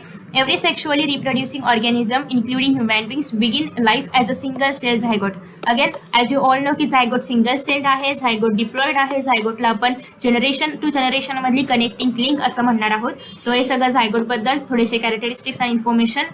नेक्स्ट आहे एम्ब्रिओजेनेसिस. ॲज यू नो जेनेसिस म्हणजे काय, फॉर्मेशन. आता या ठिकाणी काय होणार आहे, एम्ब्रिओ फॉर्मेशन. हे सगळं आपण कशामध्ये शिकतोय, पोस्ट फर्टिलायझेशन मध्ये. ऑब्व्हियसली पोस्ट फर्टिलायझेशन मध्ये झायगोट तयार होणार, झायगोट पासूनच एम्ब्रिओ तयार होणार. ओके.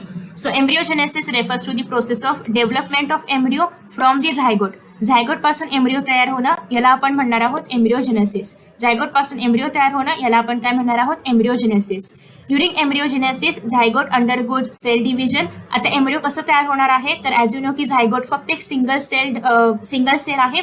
या सिंगल सेलमध्ये खूप रिपीटेडली मायटोटिक डिव्हिजन होतं आणि अशा पद्धतीने खूप सारे सेल्स इथे तयार होतात आणि एक मास ऑफ सेल तयार होतं आणि त्या मास ऑफ सेललाच आपण काय म्हणणार आहोत, एम्ब्रिओ. या मास ऑफ सेलमधले सगळे सेल्स एकसारखे दिसणारे असतात, एकसारखे असतात, ज्याला आपण म्हणणार आहोत स्टेम सेल्स. आणि हे स्टेम सेल्स परत डिफरन्शिएट होतात आपल्या बॉडीला, म्हणजे आपली बॉडी तयार करण्यासाठी. काही सेल्स आईचे सेल्स तयार होतील, काही सेल्स मसल सेल्स होणार, काही म्हणजे आपले न्यूरॉन सेल्स होणार. तर अशा पद्धतीने हेच सेल्स पुढे डिफरन्शिएट होतात. या सेल्सला म्हणजे जे बेसिक सेल्स आहेत त्याला आपण म्हणणार आहोत स्टेम सेल्स. ओके. सो आता हे जे झायगोट आहे एम्ब्रिओ तयार होण्यासाठी त्याचं आधी डिव्हिजन होतं, सेल डिव्हिजन, आणि सेल डिफरन्सिएशन होणार आहे.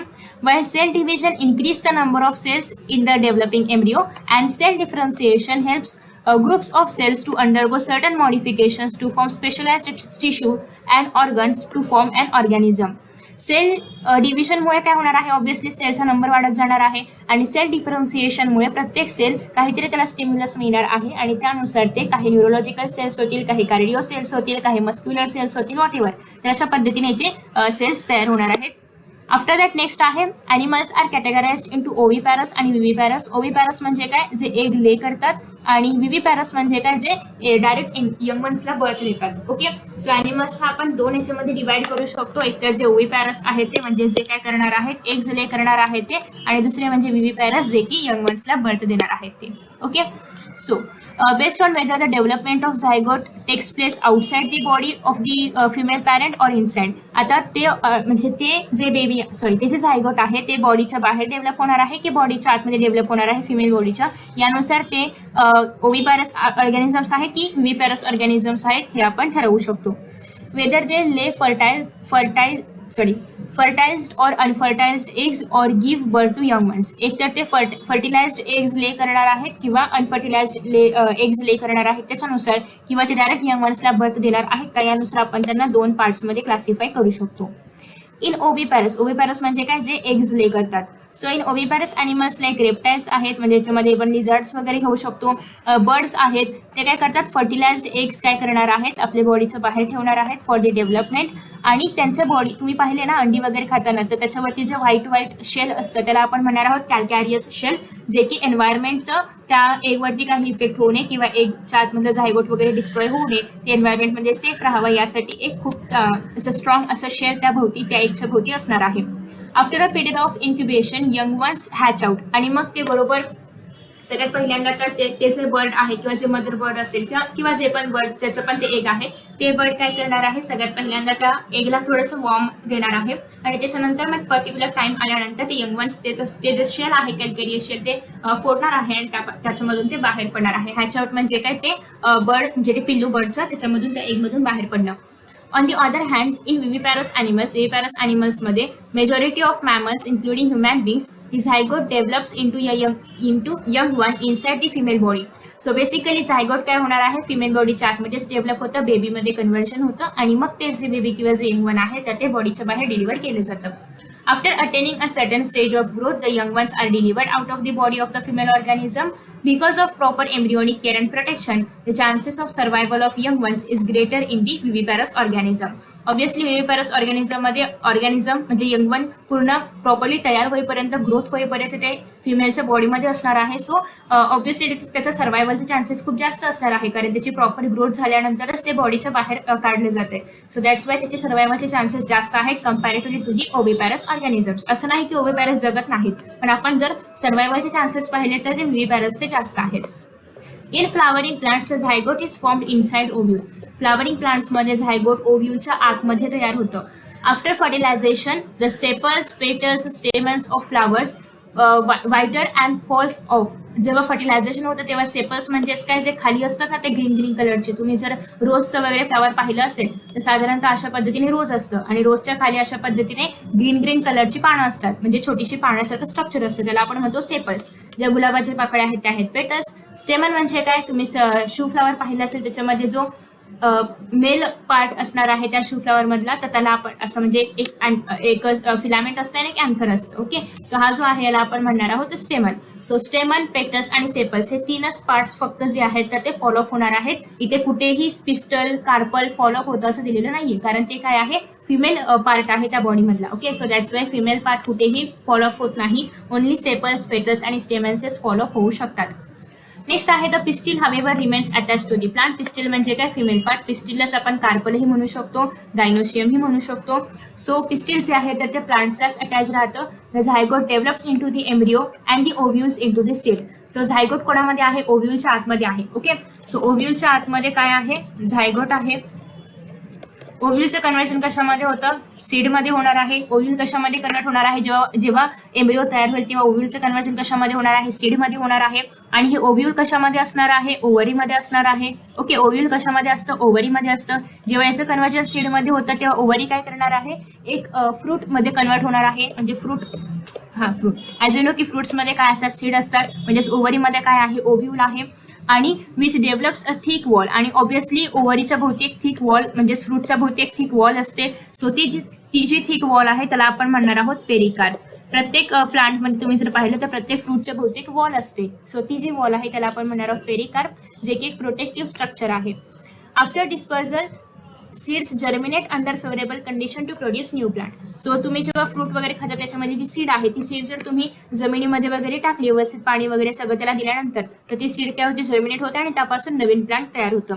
किंवा जरी आपण ते फ्रूट नाही खाल्लं, ते फ्रूट आहे असं जरी जमिनीमध्ये पडलं तरी फ्रूटचं बाहेरचं कवरिंग निघून जाते आणि त्याच्यामधली जे आतमधलं सीड आहे ते डेव्हलप व्हायला सुरू करतं. ओके, बट ते लगेच नाही होत, त्याला ऑब्व्हियसली वेळ लागतो, एक पर्टिक्युलर सुटेबल फेवरेबल कंडिशन पाहिजे असते आणि त्यानंतरच ते डेव्हलप होतं. तर अशा पद्धतीने आपण थोडक्यात या चॅप्टरमध्ये ओळख करून घेतलेली आहे रिप्रोडक्शन बद्दल. नेक्स्ट जे चॅप्टर्स आहेत ती पूर्ण डेडिकेटेड आहेत प्लांट्स आणि ॲनिमल्सच्या रिप्रोडक्शनसाठी. सो तुम्ही ऑलरेडी प्रिव्हियस स्टँडर्डमध्ये मॉर्फॉलॉजीमध्ये प्लासेंटेशन पाहिलेलं असेल, तर त्याच प्लासेंटेशनबद्दल इथे थोडक्यात इन्फॉर्मेशन आहे.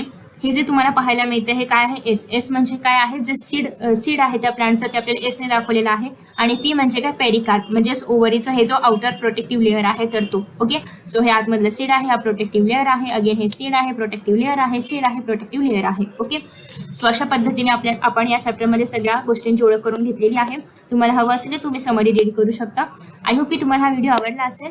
नेक्स्ट व्हिडिओमध्ये आपण नेक्स्ट चॅप्टरला सुरुवात करणार आहोत, that is sexual reproduction in flowering plants. So thank you so much for watching this video and see you in the next video.